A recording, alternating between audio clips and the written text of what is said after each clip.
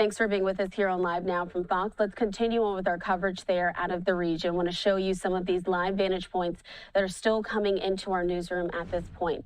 Take a look at this. This is as some of those rescue and recovery operations are ongoing right now in the area near Tel Aviv after some of these missile strikes there from Iran made it there to the country of Israel. So we're continuing to track this and the aftermath, and to help us continue to have better conversations and understand more in depth of what's going on there in the region, I now want to bring into the conversation Mona Yacoubian. She's a senior advisor and the director of the Middle East program at the Center for Strategic and International Studies.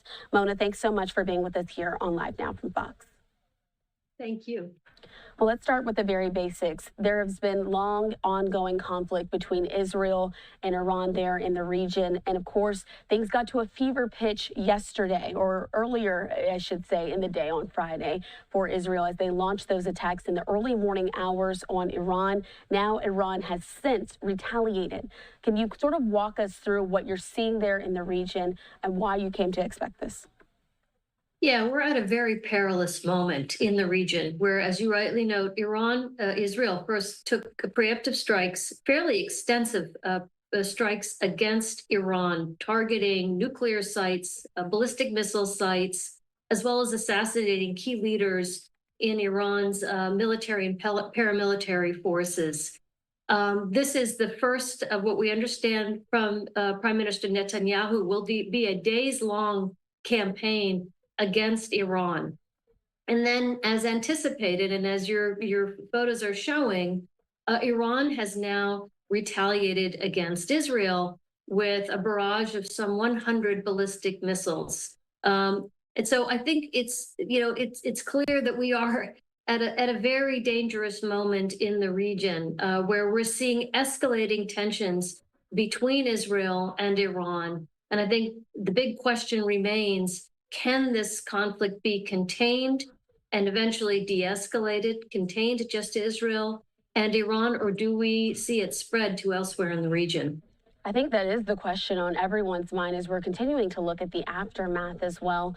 Let's talk about what we've seen so far. Let's break down the very latest, as you just mentioned at the top, those targeted attacks that Israel said that they launched into Iran. You mentioned the key point. Several of the leaders there in Iran were killed in those strikes. That was intentional, we're going for. So explain what that means for the structure there in Iran in the days and weeks moving forward, now that some of their top military folks are not going to be involved moving forward. Right. Well, it absolutely will put Iran somewhat on the back foot. Their ability to plan and undertake attacks necessarily is going to be compromised by the decapitation of this sort of senior level of military leaders. The question really also will be, do those strikes stop at the military level? Does this move into the realm of the political? Is Israel perhaps looking to undertake or move toward or encourage regime change in Iran? I think that's an extreme, but we're certainly hearing talk of that at various quarters. And so, Mona, I also want to put up on the screen, this is the video footage that we received there from Iran as those strikes fell. Let's talk about the civilian component as well. Specifically there in Iran, they say that some of their civilians were killed as well in these attacks. This is what happens, though, oftentimes there in the region when there are targeted attacks placed. That's exactly right. I mean, I think that is exactly the concern. You said targeted, but we often see collateral damage. We often see civilians caught up in the crossfire, and we're seeing it tonight, both in Israel and in Iran. And unfortunately, I think this is how countries can embark on a cycle of escalation, because, of course, when civilians are killed, that's going to prompt perhaps an even stronger counter response. And so that's why I think we are in such a dangerous moment in the region. And so as we're continuing to see those images come in as well from Tehran, we also want to put up a little bit more of what we're seeing right now in Israel, because they're the ones who have just been hit more recently. And we just heard as well from their paramedic services saying that 34 people have been wounded in the rocket attacks on the Tel Aviv area. including a woman who was critically injured after being trapped under rubble. So we're still seeing those emergency services on the ground, showcasing that this is really an active situation in the region. That's exactly right. And I think the questions really ahead will be, are we going to see, is this just the first of multiple rounds of an Iranian retaliation? It's not clear how much damage Iran has sustained in Israel's attacks. How much has its ballistic missile capabilities, for example, been eroded? I think we're going to have to wait and see. The next coming days are really going to be very critical in determining whether or not this is really an escalating, spiraling conflict, or whether there is a way to find some kind of off-ramp sooner rather than later. Mona, I have to ask you because yesterday, in the wake of those attacks that Israel had launched on Iran, we did hear from the opposition leader there in the country of Israel as well, saying that he was standing with Netanyahu. When it comes to the internal political structure there as well in Israel, how important is it for those two voices there in the country to remain united at a time like this? Well, of course, it's critical when a country is now, as Israel is, under attack, when it's in the middle of a crisis.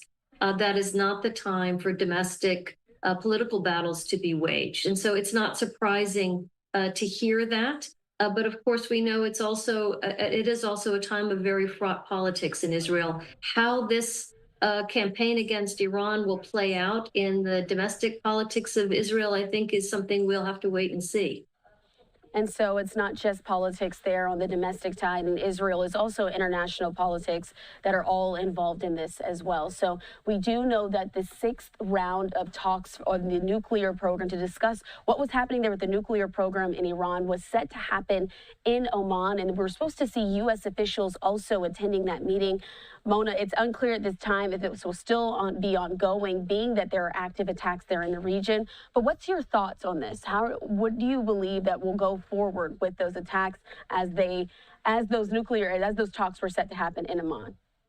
Yeah, I think that the prospects for those talks to go on as scheduled this Sunday are very, very low. I think it's hard to imagine nuclear disarmament discussions taking place at a time when there is active conflict and hostilities taking place in the region. So I think that unfortunately efforts to negotiate on Iran's nuclear ambitions are going to be delayed at best.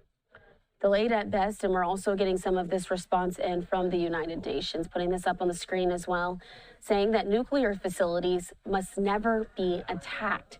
This is according to the chief. He's stressing this following the Israeli strikes on Iran, saying such attacks have serious implications for nuclear safety, security, and safeguards, as well as regional and international peace and security.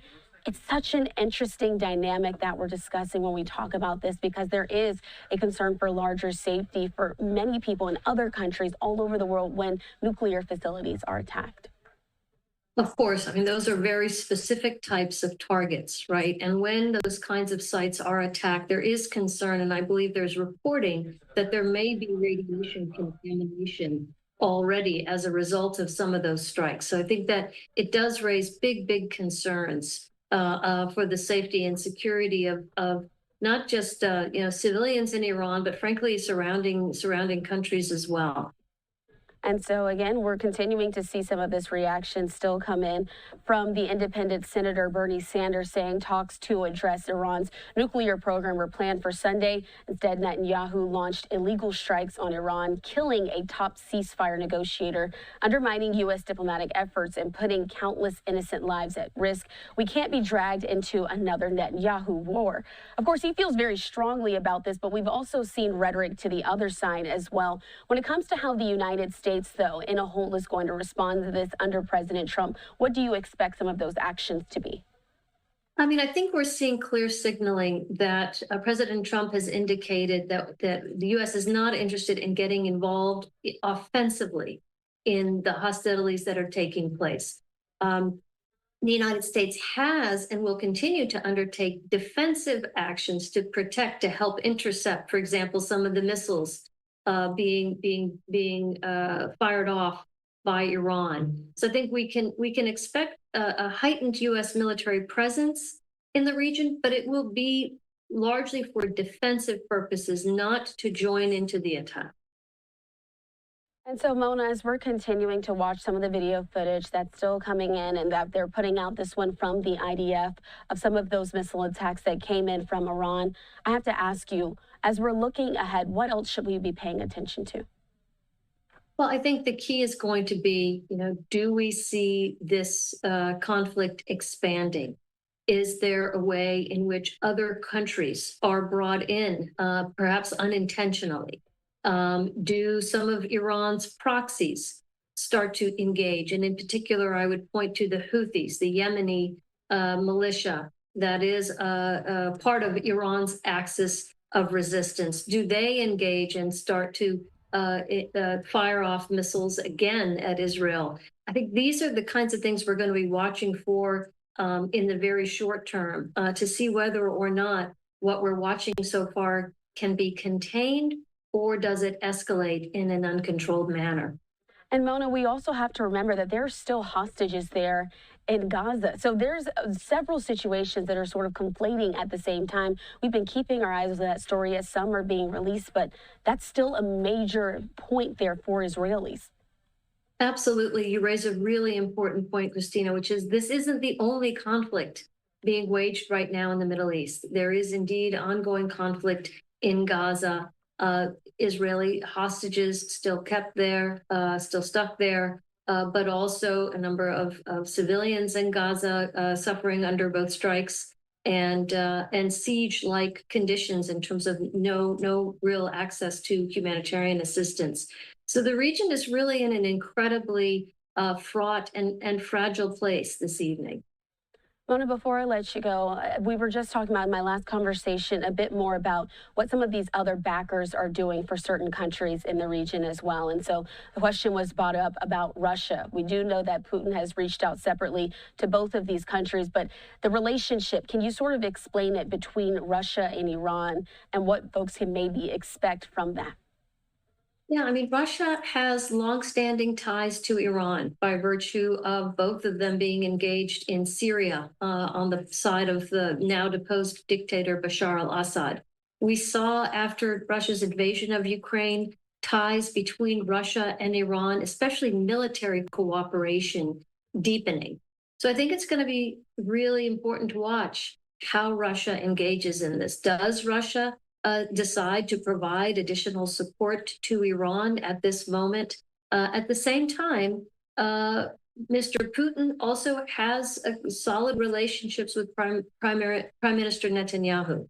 So there are also ties to Israel that Russia will seek to preserve. So it's going to be really important to watch and see how Russia chooses to conduct itself in these coming days and weeks. And we'll continue to keep our eyes on it here on Live Now from Fox. Again, we've been talking here with Mona Yacoubian. She's there with the CSIS. We appreciate you so much for being with us here on Live Now. Any final thoughts before I let you go? Thanks so much for having me. No, I think I appreciate the coverage. This is an incredibly fraught moment in the Middle East, a time of great peril, and it's really important, I think, for your audience to be tracking and watching as things unfold there. Thank you very much for having me. Absolutely. We appreciate your time.